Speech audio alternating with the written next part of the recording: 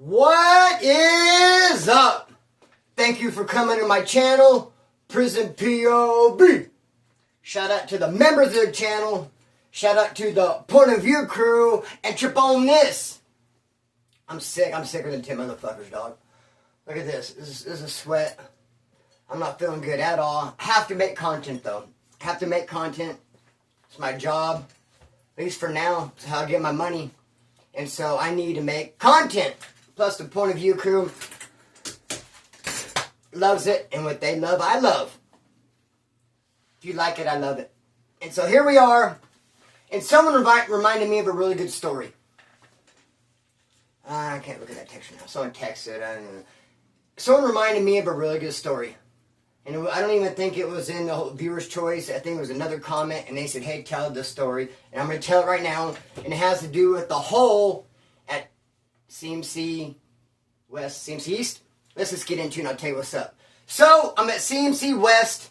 Went there for a year flat for stabbing somebody. That's still one of my biggest flexes, homeboy. That I could stick some dude on California Avenue at noon in front of God and everybody 3 times and only get a misdemeanor possession of a weapon.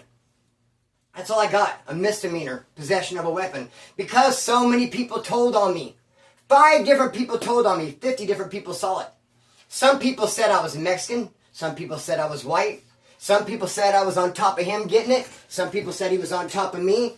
Some people said I was jumping him with others. Some people said he was jumping me with others. And when you have a police report filled with so much contradicting eyewitness, how can they use that in court? How can they possibly use that in court? Plus, they knew I was on parole. I'm going to get a year flat off the jump. So they said, whatever, give this dude misdemeanor possession of a weapon for a stabbing, homeboy. They gave me a year county, the year flat parole, overrid it, and I bounced, homeboy, up to mainline. And I went to CMC West. I've heard it said in the comment sections, oh, CMC West, is not a good pen. It is good. Sort of, kind of. Bro, they sent only, when I was doing time, GP active individuals to CMC West. Now, CMC East is no good because it has 4 quads. A quad, B quad, C quad, and D quad. And B, C, and D is where they keep the worst of the worst. That's where they keep the cops, the judges, the chomos, the snitches. I mean, CMC East was like the first PC pins ever. It's like the granddaddy of the PCs, homeboy, the SMYs. And now they say B, C, and D.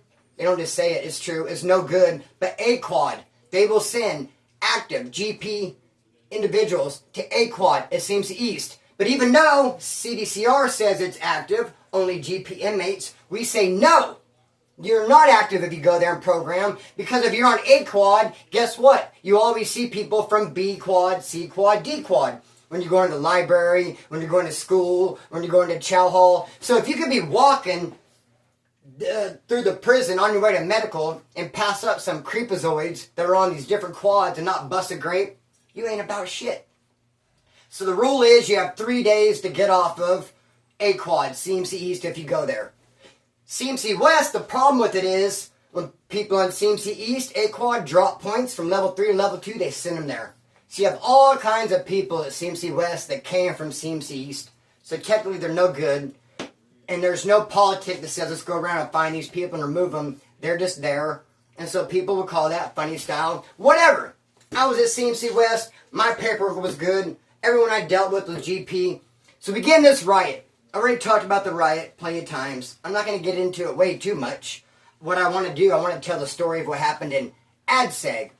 So, ADSEG, homeboy, CMC West. I have to gather my thoughts. CMC West, we got into a riot. I've already discussed it before. But the craziest thing about it was there was a student named Trigger.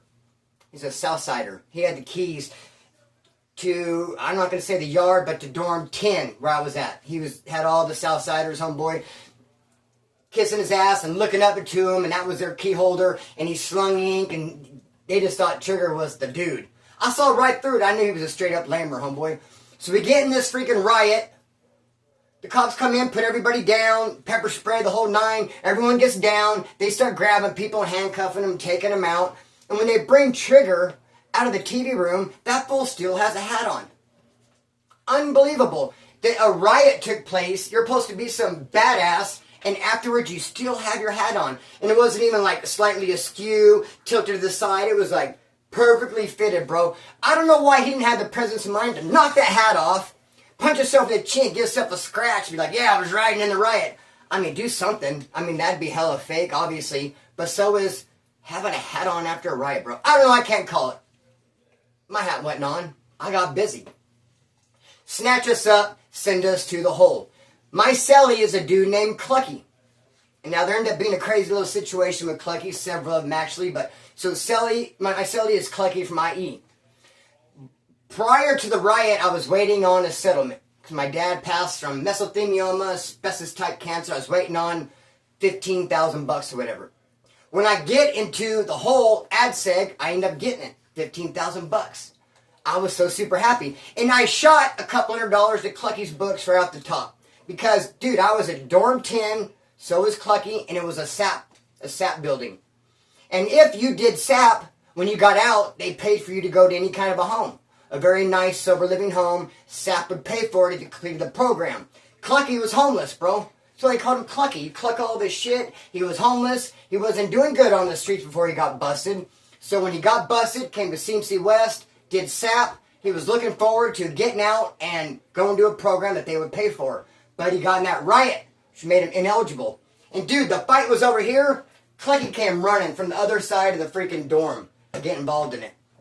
He got involved. He got busy. I respected it. And since he lost out on eligibility to get a program, I felt bad for him. I sent some money to his books. And so when they send Clucky from CMC East, who we got in the riot, it also jacked up his points. The whole, not CMC East. I should say that when you get in a riot at CMC West, they don't have cells there. They take it to the hole, which is CMC East. So we're at CMC East in the hole. What Clucky does is this whole time he's done, they send him to Soledad. He bumps into my good homeboy Hot Rod. And he tells Hot Rod, what's up, brother? He's like, yeah, I know you and Splinter are dogs and homeboys. Well, Splinter was my cellie in the hole. And he's a good dude because, hey, he shot money to my books. So when Hot Rod heard that, he thought that I paroled and was writing Clucky and was mailing him money and taking care of him. Which is I wasn't doing for Hot Rod. This dog always does this. So then later, I end up, okay, Clucky raises points from level 2 to level 3. They send him to Soledad level 3 where my homeboy Hot Rod was at. I parole. After the riot, I go back to the yard, come months later, I parole. I come right back, where do you think they send me? Soledad. So now I'm at Soledad with Hot Rod, but Clucky just left. And the first thing Hot Rod says to me is, you ain't right, dog. I was like, what do you mean, brother, what's up? I shake his hand, what do you mean? He goes, dude, you try to tell me that you paroled and got on the street and were writing this dude Clucky from IE and taking care of him, put money on his books, but you leave me hanging, your dog from the neighborhood? And I was like, oh, hell no. I didn't write him, put money on his books. When we were cellies, I had some money put in his books, but when I got out, I forgot about him, I forgot about you, I forgot about everybody. My bad. Dude, sometimes I do that. Bro, I've hit the streets and I've took care of people and I've laced them up, but I've also hit the streets and dropped the ball and not done jack shit. One of the best things I'd say I'd done when I hit the streets was for the homeboy. My memory is shut right now. I know this video is going to be crazy, bro. Usually my videos are much more prepared, plotted, and planned out. I know what I'm going to say. Dude, I'm just kind of just shooting from the hip, bro. I'm shooting from the hip, not the lip on this one. I took care of Havoc. I did him a solid, bro. Now, Havoc is a skinhead from Santa Cruz. He started out on Soledad level 1. Got a bunch of trouble, jacked his points, Soledad level 2. Got some more trouble, jacked his points, Soledad level 3. Got more trouble, the hole. Sent him from the hole to Kern Valley level 4, 180. This dude went from Soledad level 1 to Kern Valley level 4, 180 in just a couple years' time. This dude's kicking up major dust. He had the keys to the whole O-wing in Soledad when I was there. Remember, he's the one that called the shot. We were getting disrespected by the blacks and the dropout norteños, who were on the 2nd tier. We were on the 3rd tier. Now, when you're on the 3rd tier O-wing, the whole Soledad, it's kind of open with the 2nd tier. In other words, you can hear everything they're doing because there's open somehow. Now, there's no opening between the first tier and the second tier. The first tier has no idea what's going on the second tier. Can't hear them, no idea. But now us in the third tier know everything they're doing on the second tier, and vice versa. And when we would do our roll call, excuse me on the tier, Splinter, yes sir, good night. Good night to you, good night to the rest of the white men, thank you, excuse me on the tier, Hot Rod, yes sir, good night. Good night to you, good night to the rest of the white men, thank you, excuse me on the tier. That's the roll call, homeboy. And when we were doing that, the good mornings and the good nights to open and close a tier, they would flush their toilet and yell and interrupt us, which is a very disrespectful thing to do. That's one of the things that got the Bulldogs in hot water at Wasco because of the whole D6. The Bulldogs started disrespecting all the big homies roll call. And that's what really got the ball, among other things. The Bulldogs are in trouble for lots of things, but they definitely got homeboy in trouble for that. Disrespecting a roll call is never cool. So Havoc, sick of them disrespecting our roll call, told us to save up all of our shit and piss. And there's vents in the wall. And like I said, Tier 3 and Tier 2 are connected, bro. So if you make a funnel and you pour all of your shit and piss through a freaking hole in the wall, through the vent, it's going to come right back down and come out of theirs. So Havoc said, hey, dude, save it all up. Let's gas those fools for disrespecting our roll call. I didn't think it was going to work. I didn't think, bro. I didn't want to say, I saved up a little bit. I didn't want to have a whole lot of shit and piss. Some of these dudes saved it up for a week. I had a couple of days, dog. I was constipated anyway. I'm not going to have a bunch of that stuff laying around my cell, being all stinky. I didn't think it was going to work, but I participated.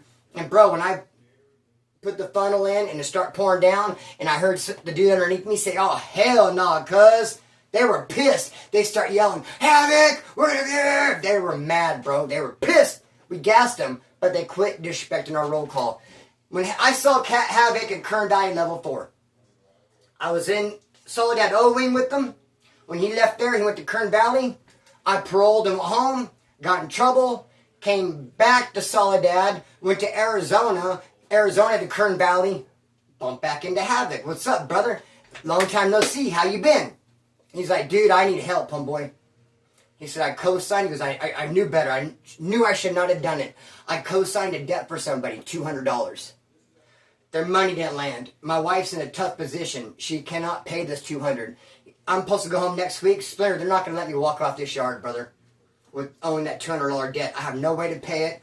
I'm going to get murked on my way out the door. I was like, dude, I'll do it. He said, I believe you, Splinter, and I love you, homeboy, but there's been a couple of dudes that said they're going to get out and take care of it. I said, no, I will.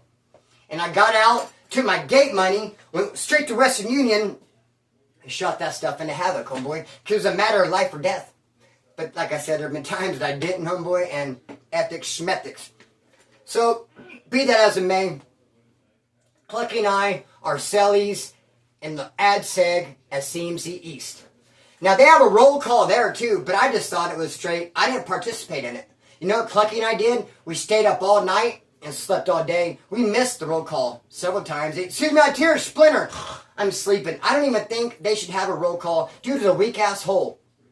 No group yards. Dudes from CMC East there. Bunch of dudes without good lockup orders. Because when you go to the hole, they're going to give you a piece of paper. It's your lockup order. And when you get there, the dude who has the keys to the tier is going to say, hey, shoot your lockup order. And when they get it, and if it's for a good reason, you're there for assaulting, stabbing, some sort of disciplinary that's, hey, that was cool what you did. Then you're on the roll call. If you rolled it up or told or did some funny style, it's going to say it on your lockup order. You're not going to be on the roll call. Well, that tier was just full of people with bad lockup orders. Only good of us even active. I didn't participate in the roll call. They actually wanted me to be the key holder for the tier and to do the roll call. And I was like, dude, I don't want that on my resume. Oh, yeah. Don't ever forget about the time I had the keys to the hole. CMC's. Charlie Holmes, I'm sleeping through it. Let's just do a little bit of time and get out. So, I got a couple things to talk about with Clucky, man. Okay, the first one, let me just say this. Let me go and just say this right here. I did, bro, okay, how can I say this, man? All the time I did, 15 years, a revolving door. Go in for 9 months, be out for 3. Go in for 6 months, be out for 1. Go in for 5 months, be out for 4. Go in for a year, be out for a month. Go in for 2 years, be out for a year. Just in and out, in and out, in and out. All the times when I'm always locked up, bro, every single night. Now I'm not just saying this to say it. Don't gross out on me. I'm not a maniaco. I'm going to make a point. And you know what? Maybe you're the same way. But every single night of my incarceration, I would have to choke the chicken, bro. I don't know if it's working out and testosterone. I don't know if I'm have an over sex drive from being molested when I was 5. I don't know why, but I would have to find a way to choke the chicken, bro. Otherwise, I'd get real, just grouchy. And you know, you blue balls, you just got to do it, man. Take care of yourself. And it was all messed up because when I was at CMC West, what I would do, they shut the showers down at 10 o'clock. Porters go in there and clean, shut them down. Well, I would go into the shower like at 10 o'clock, right as they shut them. Being there by myself, take a shower, take care of my business. Then people start copying me. They'd form a line. I'd be in there showering. Some people would try to go in after me, fronting me off. The cop didn't trip when he just saw one convict, one dude, old Splinter, showering a little bit after shower hours. Oh well. But when other people start doing it, then he shut it down. Took it away from me. So then I had to go back to freaking, hiding under my sheet and having to use one of my socks to catch it all. Dude, I have to get my money, bro. So when I'm in the cell with Clucky, I got a bird bath. I got to take care of myself. And I would say, dude, you're in a small cell. These cells are small. And I would take a sheet and I would tie it to where it blocked the whole toilet area and the sink area, which is against the back wall. And I'd say, dude, I'm a bird bath. Read, get out of my way, whatever. Give me some space. I wouldn't tell him I'm going to choke the chicken, but I said, I'm going to bird bath. And I would bird bath and I would choke my chicken, bro, so that I wouldn't be full of anxiety and rage and have the blue balls. I would just take care of myself. It's a maintenance, homeboy. It's healthy living. And so I would do that. Everything's gravy. Clucky never took a bird bath, bro. He was old dirtbag, biker status. He never did like bird baths. He would wait till they'd come shower us every couple of days. They would come, you guys want a shower? He would wait for that. Not me, I'm taking a bird bath every day. And of course, I'm in there to get my money. Well, one time, we had a big burpee session. Late at night, we're all sweaty. And Clucky's like, I'm going to take a bird bath. And I was like, yeah, you go ahead. Tie the sheet up. So he tied the sheet up like I did. And he bird bathed, and I could see right through it. Not that I'm trying to, but as I'm walking around the cell and I glanced over, I could see him. And I was pissed. Like, hey, dude, get out here, man. Dry off and get out here. I was pissed because I thought about the 30 times so far I was back there behind that sheet, bird bathing, get my money, and he obviously could see everything because I could see right through it. I said, dude, get your ass out here. I wanted to fight over it. I was tripped out. I felt violated. And he dried off, and she's like, what's up, brother? I was like, dude, I could fucking see right through that, bro. He's like, oh, you could? And he didn't understand the implication. He's like, oh, my bad. I was like, dude, could you see me? All these times I'm bird bathing, I think I have privacy back there because the sheet's up. Were you able to see? You should have said something to me. You should have said Splinter. He's like, no, bro, I have my back to it. I'm on my bed, and I'm reading. I have no idea, dude. No. Because if I would have been able to see through it, I would have told you. But at first, I was kind of pissed off, man. This ain't no peep show. What kind of maniaco are you? So he said, no, bro. He said, everything's to the good. And I believed him. And everything is everything. Now, there was a dude next to us who was not on the roll call. I don't know if he came from CMC East. I don't know if he came from CMC West by doing something bad like rolling it up. He was not on the roll call. He was nobody's homeboy. He was nobody's friend. And he was single cell. And he would talk to Clucky and I. And he knew our names because he could hear us. Obviously, I'd be like, hey, Clucky, hey, Splinter. He hears us talking. Other people talking to us on the tier. So he started addressing us by name. Hey, Clucky, hey, Splinter, good morning. You could talk through the walls. I'm going to show you this right now, dude, how weird these cells were. The cells at CMC East were designed for one person. So they had this weird bed set up, unlike anything I've ever seen. And on the other wall, there's a bed chained to the wall. You unchain it and it drops down. Now, when it's dropped down, dude, you're having to walk like this. I mean, there's just freaking no room. That cell's designed for one person, bro. And the bed looks like this. Here's the wall. So you walk in this cell and you have to jump up high to get on that bed. You walk in this cell and it's down low because the wall looks like this and you actually sleep on the wall. The weirdest thing, that would be your bed. So one guy's sleeping on here And the next cell over, he's under it. He could like bang with his feet and he'd be kicking the bottom of dude's rack. Very strange setup. So, that's how it was. The walls were thin, and he would say, hey, Clucky, hey, Splinter, hey, good morning, and all stuff like that. And we would give him his respects. We wouldn't say, hey, fuck you, you piece of shit. You drop out, you SMY, you PC. We'd say, hey, good morning. I never knew his name. We never called him by his name. He didn't give it. But he'd say, hey, Splinter, Clucky, good morning. How you guys doing? Oh, we're doing good, bro. Good morning. Whatever. Give him a minimum amount of respect. Have a little bit of sympathy for him, knowing he's in a single man cell, no one to talk to. Well, every time I have a cellie, bro, I fight my cellies. Where you at? I've never had a cellie I didn't fight. I mean, it's just fun to do. You're bored. You want to try your cellie, first of all. And you want to stay practice. And it's just, there'll be times, say like, Clucky be sitting in his bed right there reading, and I might just come by and just be like, get him in a headlock, throw him over, now it's on and cracking, bro. Just rush him from the back. I'm not talking punch in the face. Sometimes it gets there. It starts off just homeboy wrestling, trying to pin the other person, trying to manhandle. So I'm always fighting my cellies, bro. And one time me and Clucky were going at it. And sometimes it'll just be like a minute or two, but sometimes they get heated. You might actually catch an elbow to the eye or something. She punch back and like, dude, that can get heated. They could turn into a real fight really easy. And one time, Clucky and I were going at it real hard, and it was getting ready to turn into a real fight. And that dude's like, "Get him, Clucky! Get him, Clucky!" And we're like, "What the heck?" I didn't know. And I should say that the wall had apple stickers all over it. Like at least 10 apple stickers were stuck to the wall. Never took them off. Didn't even really notice them. I mean, it's something that I just saw, and it didn't even register in my brain they exist. They just were part of the room, part of the decoration, homeboy. They just were there. Nothing told me, like, hey, remove those. What's under that? Ethics, smethics. It's an apple sticker on the wall. Who cares? I figure someone's just eat an apple and take it off, and whoop, good for him. Whoever put him there. But he's like, get him, Clucky, get him. And we stop, and we notice one of the apple stickers was gone, and that fool was looking at us. Looking at us, bro. And then we start taking all the apple stickers off and notice the reason why they're up there, because there's holes. Dude, there's holes all over this wall. Have no idea why. I'm sicker than 10 motherfuckers. Have no idea why. I have no idea why, dude? Why is there holes in the wall? Somebody had to come along and drill them? Were they for shelves? I have no idea what the hell, but this dude been watching us, dude. Has been. I would say, how creepy is that to know some dude just watching your every movement? And we never noticed until he said, get him, Clucky. And it's like, wait a minute. He said it as if he were watching us fight. I mean, it was like I had him pinned almost. Then he was fighting back and getting ready to pin me. And he's like, get him, get him. Obviously, he's watching and know what's going on. So we jumped up and saw him. And we're like, hey, motherfucker, fuck you. And then it turned into, we start talking shit to him. Hey, you piece of shit.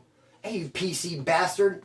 You better get off our wall. You better quit looking at us. And we would put stickers up there and tape, and he would poke them away. He would try to squirt mustard and spit water. He'd start fucking with us, dude. Through those damn holes in the wall. So Clucky and I decided we got to get him, bro. We got to get that fool. So we went to go have a shower. They call us every couple of days to have a shower. What I really liked about it, dude, they gave out some bomb-ass shampoo. The cops did when they took you to a shower. I used to think that was great. So we went to a shower, and I said, dude, we need to poke that fool in his eye. We need to fake some kind of fight where we're fighting, close like to the wall, close to the hole, and get him to where he's watching and just poke his ass with a paperclip in his eye. And Clucky's like, hell yeah. So we came up with a fight. He's sitting down on the bed. Ours was the bottom. The dude next to us had the top. So Clucky was like sitting down right here. He'd be watching through all this up here. So Clucky's sitting right here, bro. And I just lunge at him. I wanted to say lunch. I lunged him. I lunged at him, bro. Hemmed him up. We start wrestling. Threw some punches. He threw some punches against me. I tried to pin him. He tried to get out of it. He pushed me back. He stood up. We both stood up against the wall. And that dude was staring at us, and I had the paperclip, dude. And I don't know how it happened. I honestly don't. It took a little bit of luck and skill because, dude, I was able to take that paper clip and stick it right in that hole fast without having to like aim it. Just like when I was messing up that dude Hoodwood from Taft. You know, there's a dude named Taft Wood who always comes on here and disrespects me. Which is crazy because all the Woods from Kern County love me, bro. Love me that I'm putting Bakersfield Peckerwoods on the map. That I'm representing Bakersfield Kern County to the fullest. None of my homeboys from Kern County have nothing but the utmost love for me. But this dude named Taft Wood, for whatever reason, comes in the comment section, just talks all this shit about me. Sometimes I wonder if it's Hoodwood. I think it might be Hoodwood. He's a Taft Wood. He's my victim. I got him at Soledad in the dorms. I hit him with the sock and the lock. It was crazy. He was writing a letter, bro. That fool thought, when we told him, I mean, I don't want to get into all this, but somebody had loose lips and let it be known that, dude, Hoodwood, you're our victim. Splinter's getting ready to remove you. Splinter got a kite from the hole saying remove you. This dude, Big John, went to Hoodwood and said, like, explain yourself. Explain yourself that, you know what, you're getting ready to be removed by Splinter because you're in trouble. And he's like, what? And I was like, Big John, why the fuck did you tell him, dude? Because I went and told Big John and Scary Jerry, hey, us three need to remove Hoodwood. I got a kite from the hole. But they didn't want to do it, bro. Both of them were like, nah. Both of them were in that dorm in Doris to South Yard level 1. They wanted to go to Soledad level 1, bro. They're going to be leaving any day. If they would have gotten that fight, they would have went to Soledad the hole. They didn't want that. They wanted to go to the level 1 yard and catch their release date and not catch any extra time. Straight pussies, bro. And they could have just been like, we don't want to help you, Splinter, but they went a step further. We don't want to help you, Splinter, and let's tell Hoodwood what's coming. So now he knew. He's like, oh, you're going to remove me, Splinter? I was like, shit, he knows. He's like, no, I'm going to write Jaybird, who has the keys for Kern County on the yard. He's a lifer, and I'm going to write him, let him know you guys are trying to remove me, and he's going to write back defending me, and he's going to say that this is a bogus call, a bogus shot. You cannot remove me. I don't deserve it. Here, let me write Jaybird and let him know what's going on. Dude, fuck Jaybird. Hell no, dude. You're not writing nobody because you're going to get removed. I don't care if you write Santa Claus. I don't care if you write Trump. I don't care if you write Mary.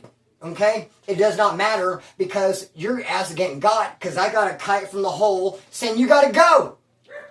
Nothing could trump that. So he's over here like this using the bunk for a desk trying to write a letter, and I come up from behind him with the sock and lock and just boom on his ribs, dude. And and they're doing mail call.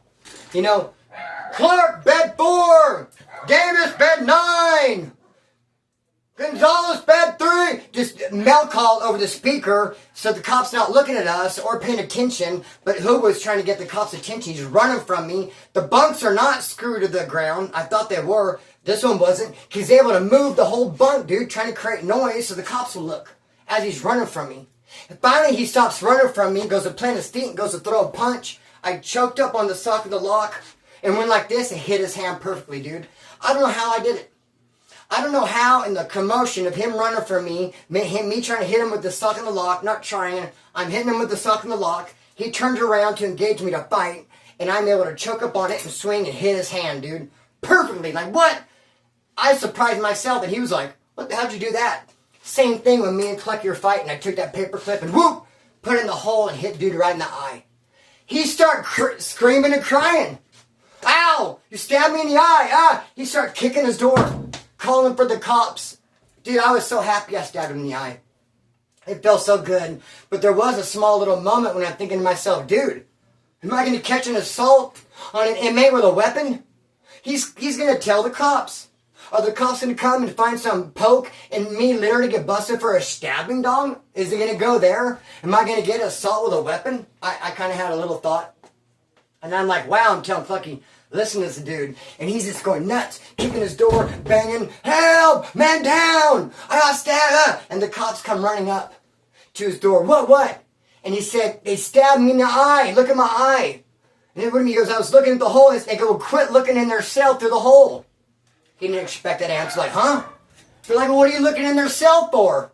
We don't care if you got stabbed in your eye for looking in their cell through the hole. Quit looking in their cell through the hole and you won't get stabbed in the eye. So the cops had no sympathy. The cops told him to shut his cock holster, shut his cum dumpster.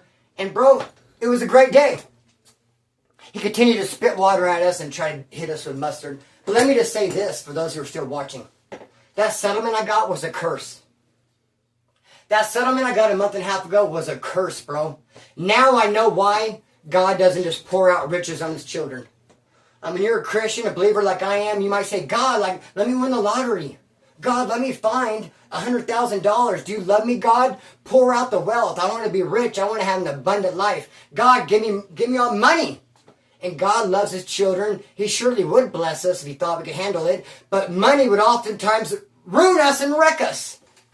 I mean, dude, everything was fine between me and Green Eye Gemini until I got the settlement. Now we're having problems. I'm going to try to work them out. But she expected me to take that settlement and move out of here and go move up there with her so we'd be closer together.